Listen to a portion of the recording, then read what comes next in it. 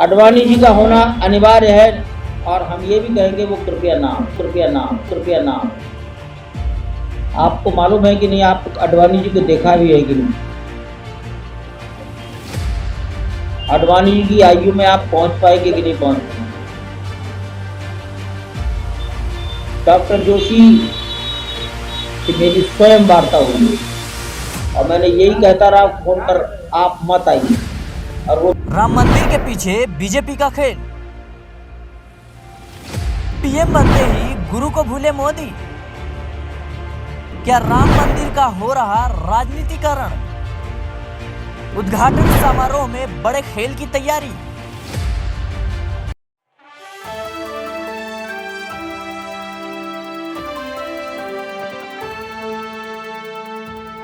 बाईस जनवरी का वो दिन होगा जब राम मंदिर का उद्घाटन प्रधानमंत्री नरेंद्र मोदी के हाथों किया जाएगा। लेकिन उससे पहले ही बीजेपी पर राम मंदिर को लेकर लगातार सवाल या निशान खड़े होते देखे जा सकते हैं। आपको बताते चले हैं कि राम मंदिर ट्रस्ट के महासचिव चंपत राय ने एक बड़ा बयान दिया है, जिसको लेकर अब सियासी गलियारों में तमाम सवाल जो है वो बीजेपी पर उठने लगे हैं। आपको बताते चले कि चंपत राय ने कहा कि लाल कृष्ण आडवाणी और मुरली मनोहर जोशी को जो उद्घाटन समारोह है उसमें आने से मनाही कर दी है। नमस्कार, आप देख रहे हैं नेक्स्ट 9 पॉलिटिकल बाइट। मैं हूं आपके साथ सिराज। आज बात करेंगे कि राम मंदिर को लेकर जिस तरीके से बीजेपी लगातार राजनीति करती हुई नजर आ रही है और चंपत राय ने जिस तरीके से बयान दिया है कि जो मुरली मनोहर जोशी हैं और लाल कृष्ण आडवाणी वो कहीं ना कहीं अब समारोह में शामिल नहीं होंगे। हालांकि उन्होंने स्वास्थ्य का हवाला जरूर दिया है, लेकिन इससे पहले भी कई चर्चाएं लगी थी कि सीएम योगी आदित्यनाथ को भी शामिल नहीं किया जाएगा। हालांकि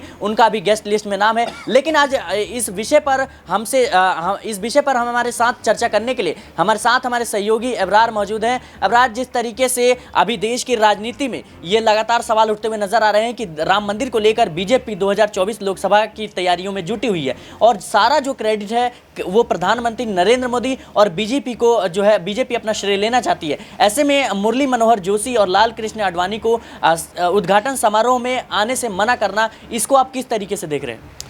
देखिए, जाहिर सी बात है कि लाल कृष्ण आडवाणी की अगर हम जब बात करते हैं तो वो इस पूरे आंदोलन के कर्ता धर्ता के रूप में जाने जाते हैं। यानी कि भारतीय जनता पार्टी को जो इस वक्त एक बड़ी राजनीतिक विरासत मिली हुई है, जिसकी फसल वो काट रही है, वो अगर किसी ने बोया था तो वो नाम था लाल कृष्ण आडवाणी का ही।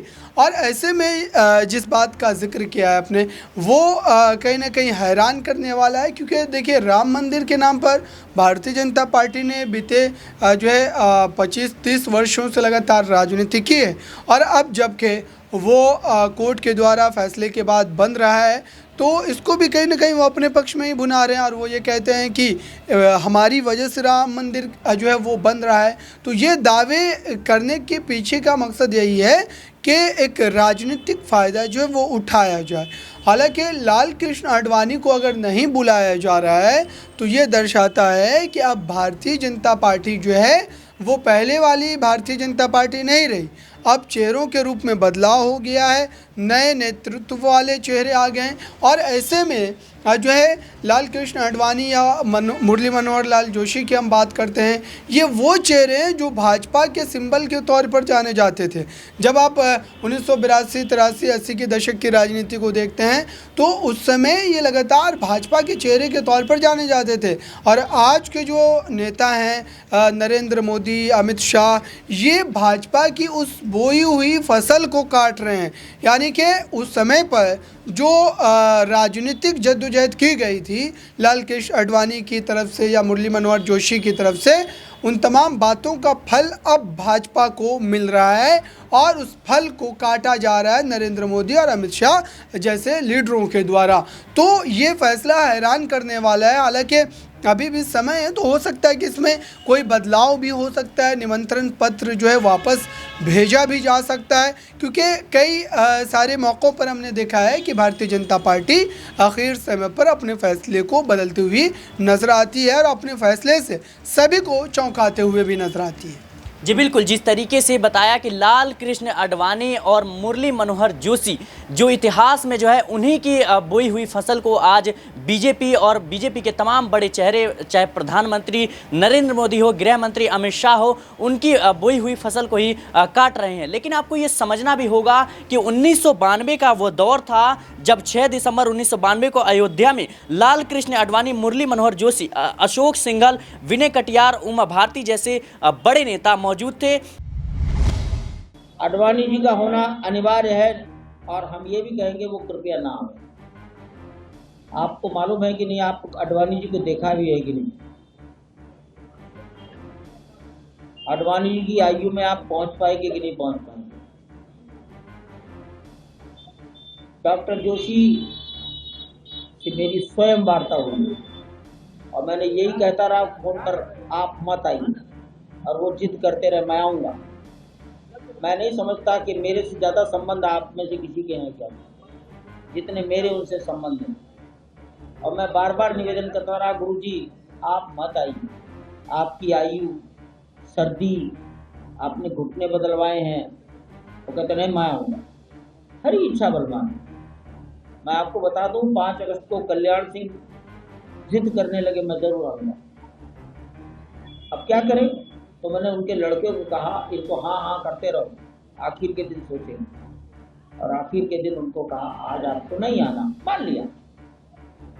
घर के बुजुर्गों के साथ कैसा व्यवहार किया जाता है, तो इसलिए ये सवाल पूछना अच्छी बात नहीं है। ऐसा लगता है जैसे आप आडवाणी जी की मजाक उड़ा रहे हैं। आप समझ लें वो हमारे घर के सिरमौर। मुझे बहुत अच्छी याद है, 12 से देवरस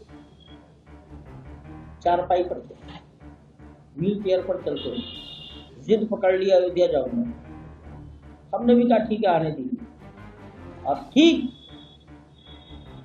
समय पर उनको कहा गया आपकी ओर से वहां कार सेवा कर दी गई। कहा ठीक, बात खत्म हो गई। ऐसे ही किया था घर के बुजुर्गों के साथ। मैंने 3 मूर्तिकार मूर्ति बना रहे हैं। एक मूर्तिकार जयपुर के हैं, 2 मूर्तिकार कर्नाटक के हैं, और हम जनवरी के पहले हफ्ते तक 3 में से कौन सी मूर्ति, किस मूर्तिकार का हाथ 5 वर्ष के बालक की कोमलता को उकेर पाया, इसका निर्णय कर लेंगे। उस मूर्तिकार का नाम, फोटो, मूर्तिकार का फोटो आपको बताया जाए। और उसके बाद 12 बजे जो है जो लाल कृष्ण आडवाणी थे वो राम कथा कुंज में भाषण दे रहे थे, और उसी समय भीड़ आती है और पुलिस की तरफ जो है हमला कर देती है। इसको बाद जो है लगातार वहाँ पे जो भक्त हैं वहाँ पे जुटते हैं, और बताते चलें कि लाल कृष्ण आडवाणी जो है मंच पर बोल ही रहे थे, उसी दौर में जो है 25,000 जो कार सेवक हैं वो विवादित इमारत के एकदम पास पहुँच गए और उन्होंने जो है गुंबद पर चढ़ गए और हमला शुरू कर दिया। लेकिन यह विवाद भी रहा, और लाल कृष्ण आडवाणी और मुरली मनोहर जोशी एक ऐसे नेता हैं जिनकी बोई हुई फसल पे आज जो है बीजेपी राज कर रही है, और लाल कृष्ण आडवाणी ही है जिनके रथ के पीछे बैठकर आज प्रधानमंत्री नरेंद्र मोदी जो है पीएम तक के सफर को जो है वो तय कर पाए। तो ये समझने का दौर है। लेकिन जिस तरीके से चंपत राय ने साफ तौर पे यह बयान दिया, स्वास्थ्य का हवाला दिया और कहा कि अभी उम्र के तकाजे के चलते और स्वास्थ्य संबंधित जो परिणाम है उसके चलते जो है वो उद्घाटन समारोह में नहीं आएंगे, क्योंकि वहाँ पे काफ़ी ज़्यादा भीड़ देखने को मिलेगी। लेकिन विपक्ष भी लगातार इस मुद्दे को लेकर घेरता हुआ नज़र आ रहा है। साफ तौर पे जो विपक्ष जो है सवाल उठा रहा है कि राम मंदिर का क्रेडिट जो है वो बीजेपी और प्रधानमंत्री नरेंद्र मोदी अपने सर जो है वो लेना चाहते हैं। लेकिन आपको ये समझना भी होगा कि लोकसभा चुनाव 2024 से पहले 22 जनवरी को राम मंदिर का उद्घाटन है, जिसके समारोह में जो है अब ऐसे बड़े नेताओं को ना बुलाना जिनका राम मंदिर के निर्माण में काफ़ी ज़्यादा योगदान है, राम मंदिर के आंदोलन में काफ़ी ज़्यादा योगदान है। लेकिन इसके पीछे की राजनीति आपको देखनी होगी कि क्या बीजेपी जो है राम मंदिर का क्रेडिट अपने सर और प्रधानमंत्री नरेंद्र मोदी के सर पर लेना चाहती है। क्या जो 22 जनवरी का दिन है वो सारा कैमरे का फोकस प्रधानमंत्री नरेंद्र मोदी की तरफ रहेगा, ये कहीं ना कहीं एक बड़ा सवाल खड़ा होता देखा जा सकता है। और राजनीति में इसका कितना फायदा होगा ये आने वाला वक्त बताएगा। आपको यह भी समझना होगा कि जिस तरीके से सीएम उत्तर प्रदेश के सीएम जो है योगी आदित्यनाथ, उनके बीच और प्रधानमंत्री नरेंद्र मोदी के बीच भी काफ़ी खटपट देखने को मिली थी। हालांकि वो मीडिया में जो है साफ तौर पे जाहिर नहीं हुई, लेकिन उद्घाटन समारोह में जो है उनसे पहले उन्हें आने से मनाही कर दी गई थी और साफ तौर पे ये निर्देश दिया गया था कि उत्तर प्रदेश के मुख्यमंत्री योगी आदित्यनाथ और जितने भी संवैधानिक पद वाले व्यक्ति हैं वो उद्घाटन समारोह में न आए। लेकिन उसके बाद से ही जो है सिर्फ प्रधानमंत्री नरेंद्र मोदी को निमंत्रण है वो भेजा जाता है। उसके बाद से ही लगातार राम मंदिर को लेकर सवाल उठते हुए बीजेपी पर नजर आए और इसी विवादों में जो है वो बीजेपी घिरती हुई नजर आई। लेकिन आपको यह समझना भी होगा कि 2024 के लोकसभा चुनाव से पहले आखिर राम मंदिर जो है देश की राजनीति किस ओर जो है वो मुड़ जाएगा और किस ओर जो है अब बीजेपी इसको ले जाना चाहती है, यह भी काफ़ी बड़ा सवाल होगा। फिलहाल के लिए इस खबर में इतना ही। देश और दुनिया की तमाम खबरों के लिए देखते रहें नेक्स्ट 9 पॉलिटिकल बाइट।